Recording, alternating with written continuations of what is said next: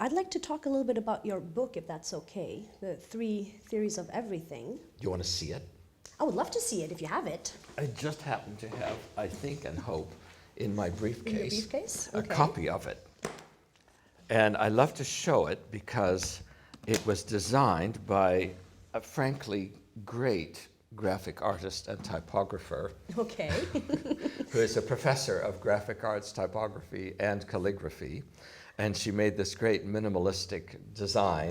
Yeah, I like with it. the 3 circles, 3 theories of everything. Now, how can you have 3 different theories of everything? Because if you have one theory that is for everything, why do you need the second and the third? You don't need necessarily the second or the third, but because we live in a complex and confused world, people develop different theories of everything. So these theories are basically an answer to the question, why do we suffer and can anything be done about it? Okay. And it assumes, which almost everyone does, that suffering is not right. It's not the way things should be. That suffering is an indication that something is wrong. So then the question is, what is right? What are things like when they are right? If we know that, then we know what is wrong. If we don't know what is right, we can just say, ugh, I suffer, but I don't know why, I don't know anything. I don't have any ideas at all. It's kind of like a taste. It's kind of like a reaction, like a feeling that we get. It's just suffering. It's just blind, unintelligent suffering. I don't understand anything about it. I just know that I have pain in various ways, but I don't know that it's wrong. I don't know that it could be better. I don't know that it shouldn't be like that unless I have a clear idea of how things should be. So these 3 theories are theories of how things should be. And they have something in common, and that is their understanding of the history of reality. They each believe that reality began with perfection, that in the beginning everything was perfect, and then something went wrong. And because something went wrong, we suffer. And what we want to do is for it to be made right again. Either we make it right, or someone else make it right, or somehow we want it to be resolved, either to return to the original perfection or to move into a perhaps similar new perfection. So these 3 theories have that in common. And Christians in your reading audience will recognize that that is the biblical view. In the beginning, there was a perfect God who made a perfect world and perfect people. Everything was fine. Then something went wrong. There was sin, rebellion, alienation, egocentric attitudes, hatred, fear, envy, and suffering. Then we live now in that situation where something is wrong and we suffer. And we look for it to be made right through Jesus Christ, through whom the world was made and through whom the world will be remade in a new and perfect way, which will include us who trust in him to make us new and perfect in the way that God intends us to be. So that would be the 3rd circle. The circles have names. They're called 1, 2, and 3. Those are very deep names, very profound. Yes, I like but also simple, which I really want. Yes. I want the thing to be for everyone. It's a for everyone book. Okay. So the number 1 circle is the idea that in the beginning, everything was one. Okay. All is one. This is called monism, oneism. Not to be confused with monotheism, which is the belief in one God. This is the belief in one. One, okay. One. So in the beginning, there were no relationships. There was just a singularity, as an astrophysicist would express it. It was a singularity with no dimensions and no time. but it was real. It was a possibility. So is this the singularity before the Big Bang? Yes. Okay. Yes, this is the original singularity. Okay. And this idea is the basis of the great monistic religions of the world, Hinduism and Buddhism and some others that are monistic. And it's also one of the basic ideas of the New Age movement, that all is one of the great slogans or mantras of the New Age movement. And it's very attractive because if all is one, no one can suffer, no one can disagree, no one can be lonely, no one can have frustrated desires. Everything is just perfect if all is one. This is quite logical and, in my opinion, wrong. Okay. So that may be a new idea for some people, that something can be rational, logical, and wrong. Okay. But people a long time ago experienced in reality that there are very powerful unities. There's one sun and one earth and one sky and one human race and one cycle of day and night and one cycle of 4 seasons and one water cycle. And there are diversities. There are different kinds of weather and different kinds of people. They also experienced and observed that the unities are stable and faithful. The diversities are unstable and unfaithful. It is in the diversities that we suffer. In the unities we have peace. Okay. Okay, these people were not eating funny mushrooms in order to have these experiences, because we all have the same, whether we're Christian or atheist or anything, we have exactly the same experiences because that is how reality is. So given these experiences and observations, they reasoned unity must be good and diversity is bad. Unity is peace, diversity is suffering. So this was the genius, the huge idea in the beginning of monism that's been working in human culture and society for thousands of years, and is a very, very powerful idea. And beautiful in some ways. If the Bible is true, it is wrong, but it needs to be respected as powerful and logical. I see, okay. And so, how do they get away from those diversities? Like, how do they handle those diversities? Like, if they want to be in what is good and right, yet the things that they can't control, like the weather, and in there they suffer, how do they deal with those, with the suffering? Like, what's their idea behind it?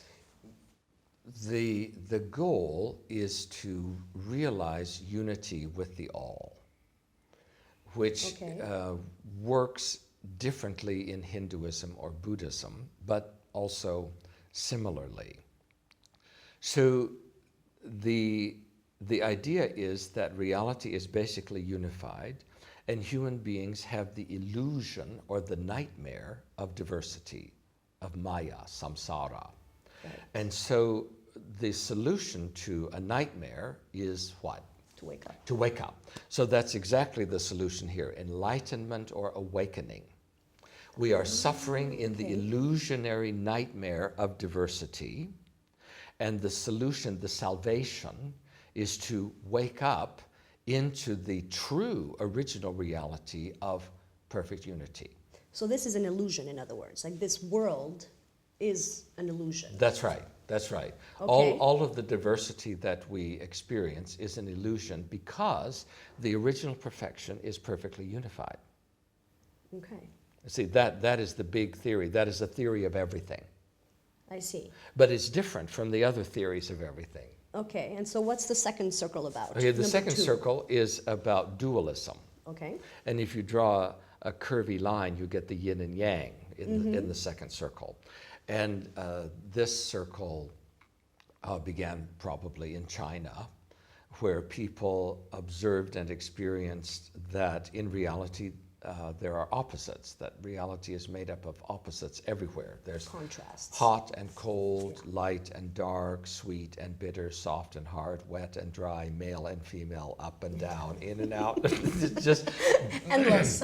Yes, on and on. There are big ones, big opposites, and little opposites, and interlocking opposites, but everything is opposites.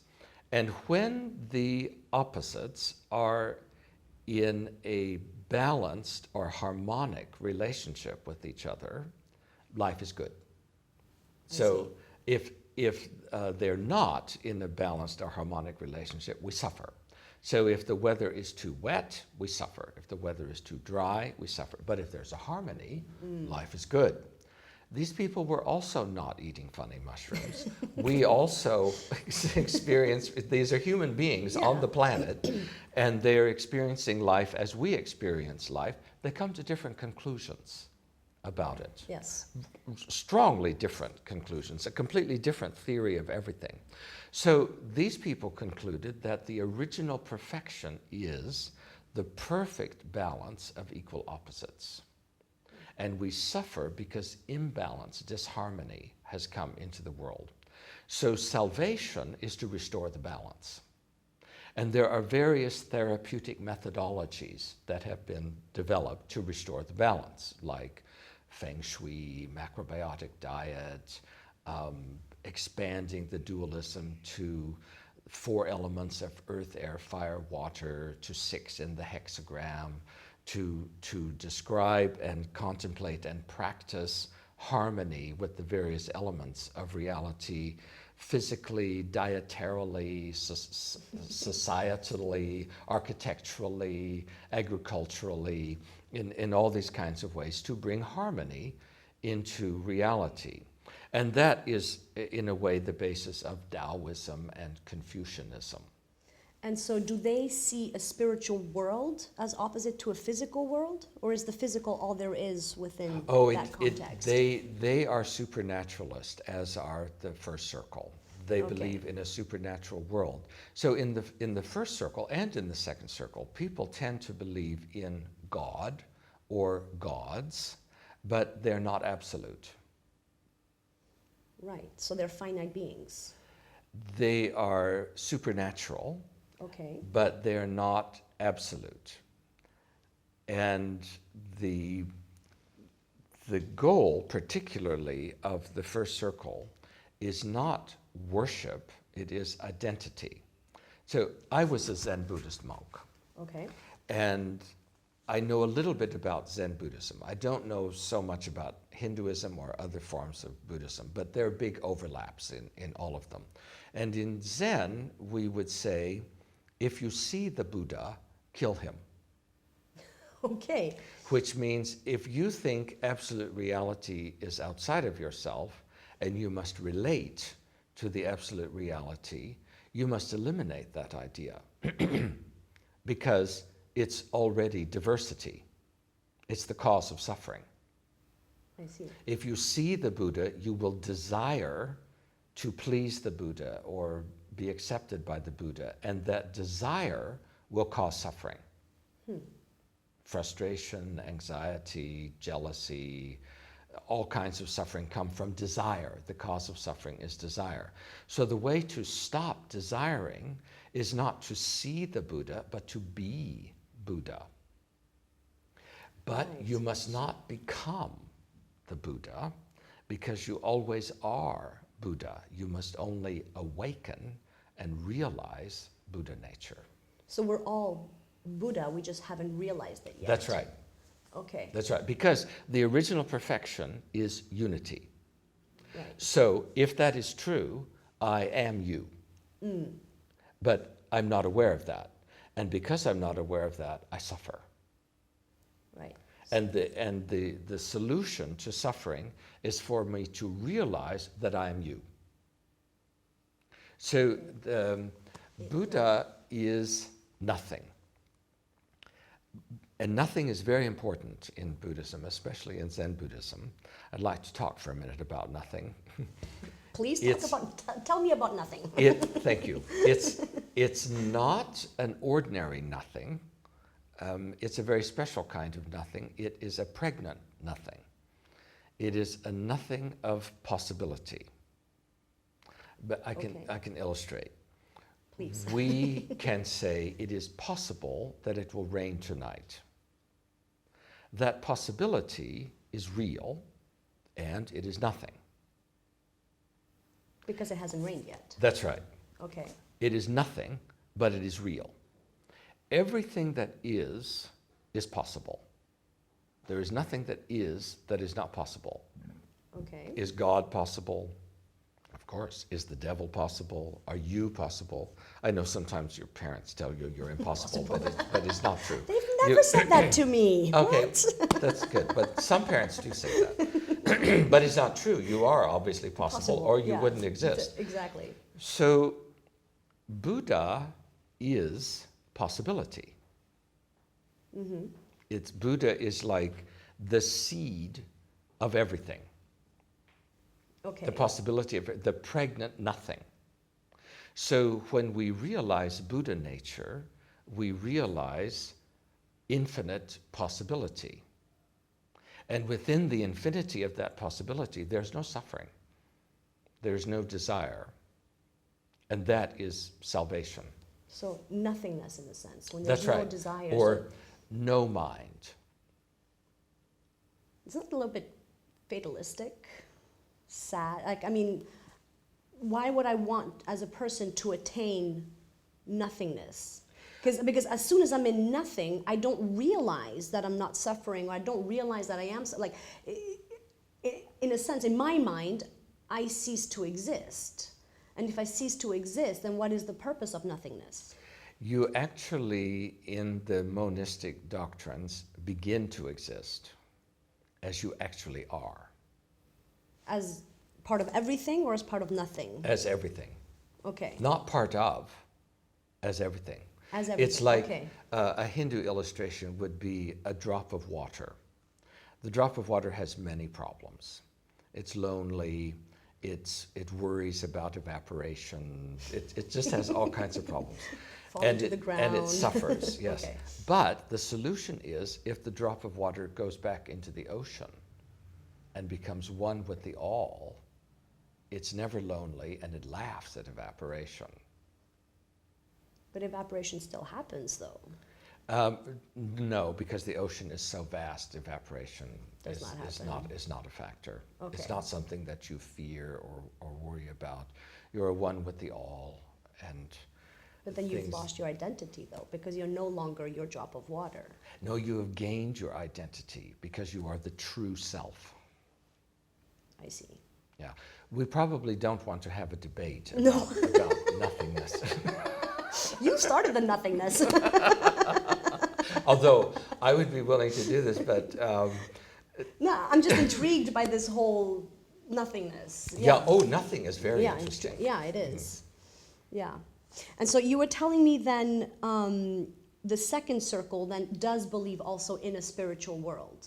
Now, in a supernatural world. Can you unpack that a little bit? Oh, there are various beliefs that I'm not very familiar with about gods, the sun goddess and the rain gods and various naturally connected gods. So kind of like ancient Greek mythology or Egyptian mythology? A little bit like that. Okay. And gods connected to the harvest, gods connected to a family or a nation or a race of people, like patron saints. Something along those lines. But in the first circle, they are the same thing. So both of these circles manifest themselves religiously. And religion is a system of reconnecting with the original reality. Religio, reconnect. That's religion. And so there are religious activities and theories and practices and ideas in both the first and the second circle, and in the third circle as well. The question is, where do those religious activities lead? What is the goal? What is the end point of those religious concepts and practices? And in the first circle, the end point is perfect unity, because it's number one. In the second circle, which is called two, or dualism, then it's a balance and harmony. I see. So it's a balance between the supernatural and the natural. That would be oversimplifying. Okay. Do you want to complicate things for me? Yes. Please. That's my job. In the third circle, yes, it's called three. And the idea is that the perfect beginning of everything is three persons functioning in a dynamic, communicative, loving, mutually supporting relationship among themselves. So the idea of the Trinity. The Trinity. Yes. Yes. So that the beginning is three. And to cut a long story very short, just, you have to get the book and read it. But yes. The conditions of the original perfection of the third circle are fundamentally expressed by other-centeredness. So the persons of this original perfection are outside of time. Okay. The astrophysicists that I know, because I work near Geneva and I know people from CERN, from the laboratory there, and the subatomic physicists, they believe in a singularity before the Big Bang. And in the singularity, there are no dimensions that we are aware of, and there's no time. So I've seen the mathematical expression t equals 0. Okay. And the Bible describes the conditions of t equals 0, that it was personal and relational and communicative and loving and mutually supportive and other-centered. So the three persons are the Father, the Son, and the Holy Spirit. And the center of each person is not themselves, but the other two. They're other-centered. So each person empties themselves to meet the needs and to affirm the other two. And because each person is emptied once, each person is also filled twice. So the filling increases exponentially. It's an extremely dynamic situation. And the filling becomes so great that God says, let there be light, and there is a cosmos, there is a universe. So the center of Jesus is not Jesus, it is the Father and the Holy Spirit. And he empties himself, he loses his life in order to give room to be filled and have a double life and to find his life in the relationship with the Father and the Spirit. So this is the original perfection that the Bible describes. We suffer because we have become self-centered. That I center everything. We have become egocentric. Okay. Which a lot of people in various ways recognize as not good, but the understanding is not totally clear. But in the postmodern time, we have a great emphasis on the self. Yes. Satisfy yourself, express yourself, establish yourself, affirm yourself. My truth versus your truth. Yes, that sort of thing. So there's a great emphasis on the self. In the Bible's description of the original perfection, the great emphasis is on the other. So that is radically different from the situation of self, which does seem to cause suffering. Quite a bit of it, actually, and on a variety of levels. And so the biblical solution to the suffering of self-centeredness, of egocentricness and alienation from the other, is that God himself will enter into the creation and become part of it. Merry Christmas. Yeah. Yes. And Happy Easter. Yes. Well, no, Merry Christmas. Christmas, Merry Christmas. And okay, then, that comes later. He will do a variety of things that will show people what the original perfection is like. But the one thing that he does is typical God behavior. He empties himself on the cross. On the cross. Literally drained of blood, but cosmically emptied into the cosmos. And this emptying, because Jesus is God and man, living in time and eternity, being immanent and transcendent, a unique situation. It only Very happened. unique, yes. It only It happened happened once. once. Yeah, so that was it. But in that unique situation, the point of being in that situation is to empty himself, to be ultimately other-centered, not only in God, but into the creation. And then the power of that emptying recreates the whole creation and is the possibility of responsible humans made in the image of God to choose to receive that power into themselves to be remade. So the solution, the salvation in the third circle is when we suffer because we are egocentric, we are self-centered people, we can, through the power of the blood of Jesus, of the emptying of God into the creation, become new and other-centered.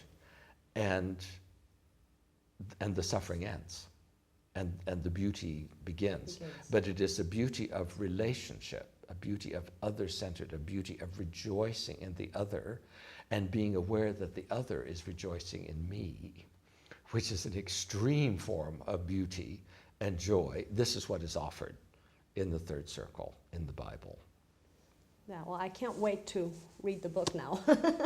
It's an e-book. If you It's don't an want to e-book, have it on yes. your shelf, you can get it as an e-book from No, I Amazon. like books. I like books, yes. Good. Unfortunately, this is as much time as we have. So I just want to thank you very much for taking the time and You're welcome. having this conversation with me. I really appreciate it. I'm glad we could do this. Me too. Thank you very much. And thank you guys for watching.